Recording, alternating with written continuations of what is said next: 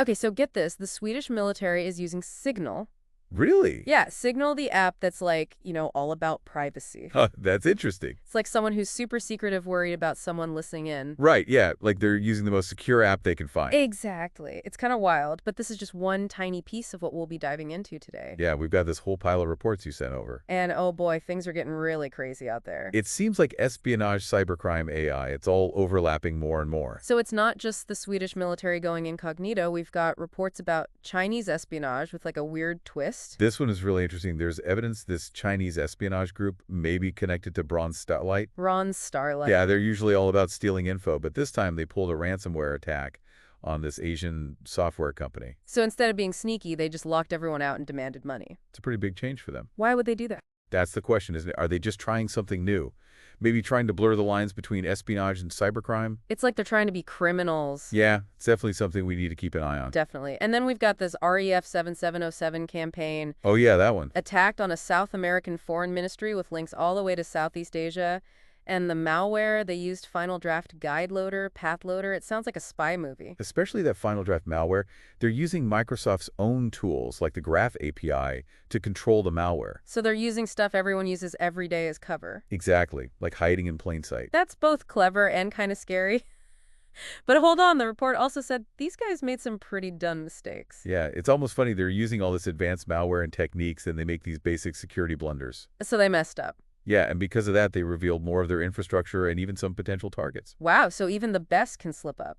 It happens. And speaking of things changing fast, we got to talk about AI. Oh yeah, AI, it's everywhere. It's reshaping the whole cybersecurity scene. It's used in defense, but also for some pretty bad stuff. Like that AI-powered Gmail phishing scam, that one was crazy. Yeah, victims get these phone calls saying their account's been hacked. Then they get these super realistic phishing emails that look exactly like they're from Google. And those emails are so real because they're made with AI. It's like a robot writing scam emails. And that's what's so scary. This kind of attack is way more effective than regular phishing, and the tools to do it are getting cheaper. So anyone could do this. Pretty much. We could see a huge wave of these AI-driven attacks soon. That's not good at all. Not at all. Falling for one of these scams could need identity theft, losing money, all kinds of problems. So how do we even keep up with all this? Well, that's where companies like Palo Alto Networks come in. They just launched this platform called Cortex Cloud. They say it's the future of real-time cloud security. Real time. So it's not just finding weaknesses, it's about reacting to threats right away. Exactly. Think of it like a high-tech security guard for your company's data in the cloud. It uses AI to spot threats before they even become a problem. So it's like always watching, always learning. Yeah, and it also gives you this single view of all your security data, which makes investigating and responding so much faster. So it's like having all the information you need right there at your fingertips. Exactly. But what I find really interesting is that it integrates with development ecosystems. What does that even mean? It means that companies can build security into their apps right from the start. They're finding and fixing weaknesses before they even become a problem. So it's like building a house with security in mind from the very beginning. Exactly. It's a much smarter way to approach security, especially as more and more companies are moving everything online. Makes sense. But even with better defenses, some folks are still finding ways to exploit the weaknesses. What about those reports on Russian hackers targeting Microsoft 365 accounts? Oh, that's a glassy one. There are multiple groups involved, including one called Cozy Larch. Cozy Larch, what a name. Yeah, I know. They're using something called device code authentication phishing. Basically, they pretend to be organizations like the U.S. State Department, the Ukrainian Ministry of Defense, even the EU Parliament. So they send out these fake emails? Right, and the emails trick people into clicking on links that take them to a fake Microsoft login page. That sounds tricky. It is. If the user enters a code given to them by the attackers, they've accidentally given away access to their account. So just logging in can be dangerous. It can be if you're not careful. The worst part is it bypasses most security checks, because it's using a real Microsoft feature. So it's like they're using the system against itself. Exactly. People are used to seeing this kind of login, so they don't think twice. It preys on our trust in technology. That's really scary. So even being cautious might not be enough? It highlights how important awareness is. We need to be careful about clicking on any link we see, especially in emails. So even if it looks like it's from someone you trust? Exactly.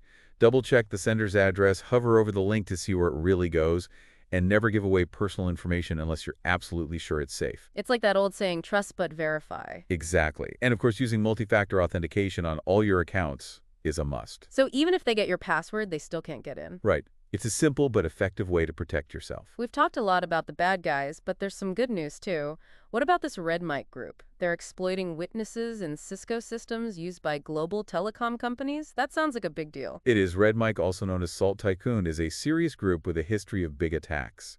They're using weaknesses in Cisco software to get into network devices, and they're setting up backdoors for long-term access. So they're not just stealing data, they're setting up shop. Exactly. And their focus on telecom companies is especially worrying. Yeah, if they control those systems, they could access a ton of data and mess with important communications. It's a strategic move. They could be after intelligence disrupting communications, maybe even trying to influence events. Imagine being able to listen in on phone calls, intercept text messages, even manipulate network traffic. It's pretty scary. Definitely. And they've also been targeting U.S. political figures, which adds another layer to this whole thing. It suggests they have a bigger plan, maybe something to do with intelligence gathering or influencing political events. So it's not just about protecting our devices, it's about understanding the bigger picture. Cybersecurity is connected to everything: geopolitics, economics, even social issues. It's a lot to think about. It is. But hey, why don't we take a quick break? We'll be back soon to explore all this in more detail and see how it impacts you and your digital life. Stay tuned. Definitely, we'll be right back. Welcome back. We've been uncovering some pretty intense stuff here. Yeah, all this espionage and AI and cybercrime, it's kind of scary. It is, but remember, the more we know, the better we can protect ourselves. Right, knowledge is power. So let's go back to that Red Mike group for a second. They're targeting these telecom systems and could even get into those lawful intercept programs. That's a big deal, right? Huge. Think about it. Lawful intercept programs are how governments monitor communications legally. If Red Mike gets in there, they could listen to phone calls, read text messages, even mess with network traffic. So basically they could spy on anyone. Pretty much, it'd be a disaster for national security and personal privacy. And don't forget, they're targeting U.S. politicians, too. So it's not just about stealing data. It's about maybe influencing stuff or even elections. Exactly. It shows how cybersecurity is tied to global politics. It's not just some isolated attacks. They're part of a bigger strategy. Wow. So we've got China doing their thing with Red Mike. And then on the other side of the world, we've got Sweden using Signal. It's like two opposite approaches. It is. It's interesting how worried everyone is about security these days. Even the Swedish military, known for being super secretive, is using an app designed for privacy. So if they're worried, maybe we all should be. It definitely makes you think, and it shows how much people want secure communication. They know about all the risks and data breaches and want to protect themselves. Makes sense.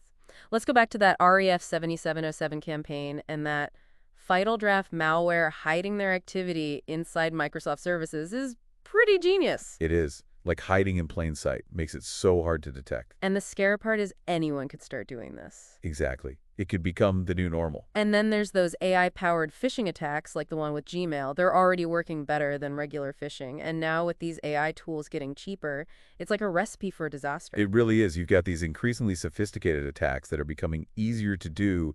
AI lets hackers make super convincing emails that are personalized for each victim. So how do we even stand a chance? We have to be extra careful about any emails we get, even if they look like they're from someone we know. Double check the sender's address, hover over links to see where they go, and never ever give out personal information unless you're absolutely sure it's legit. Trust but verify. Exactly. And enable multi-factor authentication on every account you have. So even if they get your password, they can't get in. Exactly. It's such a simple but effective security measure. Okay, so we've talked about all the bad stuff, but there's good news too, right? What about Cortex Cloud? It seems like a step in the right direction. It is. It's a game changer for cloud security. It's like having a 24/7 security system that's always watching for threats, and it integrates with development so companies can build security into their applications from day one. So it's like stopping problems before they even start. Exactly. It's a proactive approach, which is so important because the threats are changing so fast. But technology can only do so much right. What about the human element? You're absolutely right. Even with the best tech, a single click on a bad link can ruin everything. User education is key. We need to teach people about the risks and how to protect themselves. Exactly. It's about creating a culture of cybersecurity where everyone knows how to stay safe online. So it's a team effort. It is. We all have a part to play. This has been a lot to take in. We've covered so much ground. We have. But before we wrap things up, let's take a moment to think about what all this means for the future of cybersecurity, espionage, and AI. Stick with us. We're back and ready to wrap up this deep dive. It's been quite a journey exploring all these threats. It has. And it really makes you think when you see the scale of it all. Yeah, from governments doing their spy stuff to AI being used for all kinds of attacks, things are changing so fast. It's like a whole new world out there. And as we use technology more and more, the risks just keep getting bigger. Right. We're talking about things that could really mess stuff up, like critical infrastructure data breaches. It could even change how we trust the systems we use every day. Exactly. It's a lot to handle. But hey, it's not all doom and gloom. Right, there are people fighting back. Absolutely. The cybersecurity industry is constantly coming up with new ways to protect us. Like Palo Alto Networks with their Cortex Cloud platform, that seems pretty promising. Yeah, it's a big step forward. And then you've got companies like Microsoft trying to make their AI systems more secure from the ground up. It's good to see companies taking this seriously, but it's not just up to them, right? Of course not. It's a team effort. Governments, businesses, and individuals all need to work together. Like a global cybersecurity task force. Exactly. We need to share information, coordinate our efforts, and create a more secure digital world for everyone. And we can't forget about educating people. Even with the best tech in the world, one wrong click can mess everything up. You're absolutely right. We need to teach people about the risks, the tricks hackers use, and how to stay safe online. It's about creating a culture of cybersecurity where everyone understands their part. So what's next? What does the future hold for cybersecurity, espionage, and AI? Well, I think the lines between them will keep getting blurrier. We'll see even more advanced AI attacks, critical infrastructure will be a bigger target, and countries will keep fighting for control in cyberspace. It sounds like things are going to get even more intense. Probably. But as AI gets more powerful, we need to think about the ethics too. Who's responsible? What are the rules? And how do we prevent it from being used for bad stuff? That's a big question. It is. But AI can also be a force for good in cybersecurity. It's already used for threat detection, finding vulnerabilities, and responding to incidents. As it gets better, it could help automate security, make threat intelligence better, and make the digital world a safer place. It's like AI can be both the problem and the solution. It's a powerful tool. We need to make sure we use it wisely. So where do we go from here? We need to stay informed, stay vigilant, and keep pushing for responsible and ethical use of technology.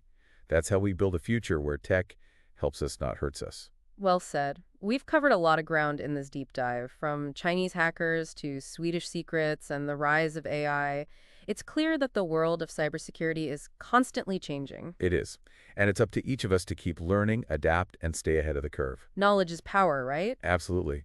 The more we know, the better we can protect ourselves, our data, and our digital lives. Thanks for joining us on this deep dive into the world of cybersecurity, espionage, and AI. It's been a fascinating and sometimes scary look at the threats we face. It has. But it's also been encouraging to see how people are fighting back and developing new ways to protect us. So until next time, stay safe, stay informed, and remember, knowledge is our best defense in the digital age. Well said. See you next time. Yeah.